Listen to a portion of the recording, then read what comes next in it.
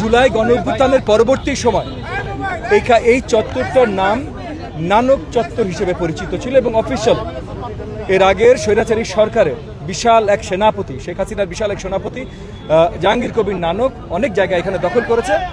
এর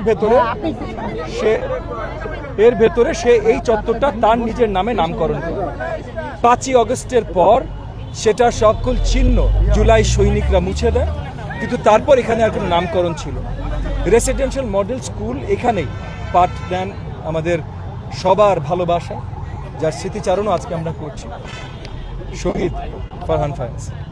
তার পরিবারের সম্মতি নিয়ে, তার পরিবারের সাথে কথা বলে, তার স্কুল এখানে, উনি আন্দোলনে এখানে ছিলেন এবং উনি শহীদ হয়েছেন এখানে আন্দোলন করার সময়। তাই আমরা চিন্তা করলাম যে এই চত্বরের যেহেতু নামকরণের আগে ছিল এবং স্বৈরাচারীর নামে ছিল, সেটার বদল আনতে হবে এবং সবচেয়ে উত্তম হয় কার নাম দেয়া। এইখানে